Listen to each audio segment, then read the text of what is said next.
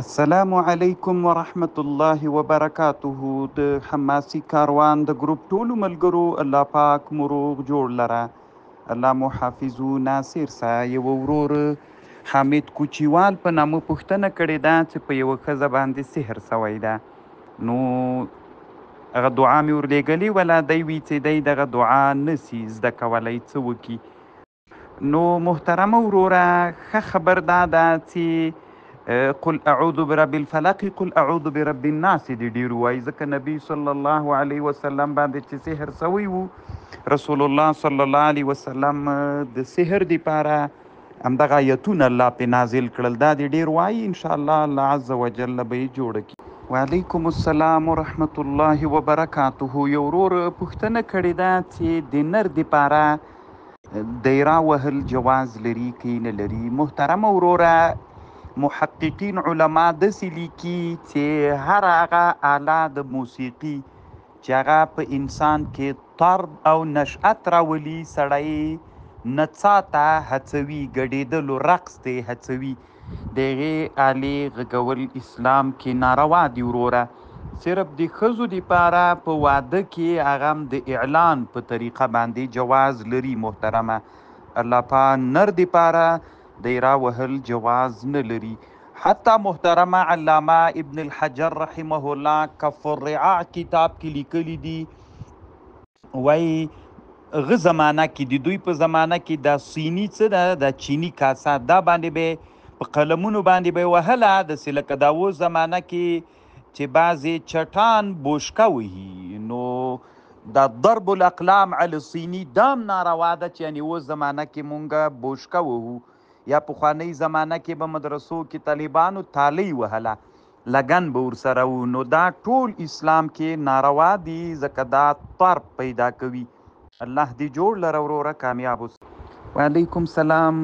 یو ورور ډاکټر نور آغا نوري په نامه پوښتنه کړې ده. یوه برنامه یې ټلیفون کې رالیږلې، دی وایي چې په هغه داسې ګوته کوي زتي یعنې څې وارې چې سبحان الله وویلې همداسې حساب کول کېږي. نو محترمه وروره، اصل کې داسې ده چې دا دغه آله که صرف د دې دپاره وي چې دته ذکر په یادوي، لکه کله سړی په لار روان وي او چېرته لوحه لګېدلې ذکر پې، نو هغه د دې په خاطر چې سړي ته ذکر په یادوي.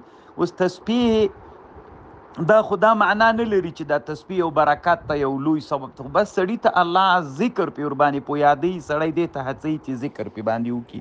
نو انشاءالله دا هم پروا نه کوي ورور. الله پاک دې روغ جوړ لره، کامیاب. وعلیکم سلام ورحمت الله وبرکاته. یو ورور پوښتنه کوي چې د یو چا مور مړه سوله، اوس دوی حق لري چې ماماګانو نه د مور حق وغواړي که نه؟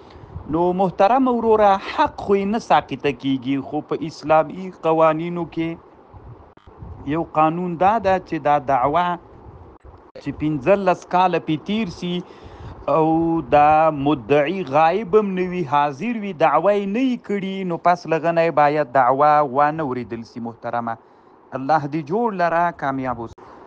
وعلیکم سلام. احسان الله غورماچي په نامه یو ورور پوښتنه کړې ده. د ورور پوښتنه دا ده چې د مهر کم اندازه اوس زمانه کې څومره روپۍ کېږي؟ نو محترمه 10 درهمه تقریبا 10 ګرامه کېږي. نو چې ګرام په 100 روپۍ باندې سي، نو چې په 100 روپۍ باندې ګرام سو 3000 افغانۍ. محترمه، الله پاک دې روغ جوړ لره، خو دلته مسکوک حسابېږي وروره، دې ټکي ته دې فکر وي. وعلیکم سلام. یو ورور پوښتنه کړې ده چې اوس زمانه کې تلویزیونونه په کور کې لګول څرنګه دي؟ مخکې رادیوګانې وې. محترمه وروره، ټلیفون چې در سره وزتي تلویزیون هم سته در سره وروره، نو نن زمانه کې د دې مسئلې نه لابودي ده. بیا هم ښه خبر دا ده چې رای نه وړي کور ته، علما ورته مجمع د منکراتو ویلې ده. خو نن چې ټلیفون په لاس کې وي محترمه، ذاتي تلویزیون ته بیخي ضرورت نه، سره تلویزیونونو پلار موجود ده. الله دې ښه لره ورور، الله دې وکړي چې انسانان له دغسې شیانو نه ښه استفاده وکړي. الله دې جوړ لره وروره، کامیاب.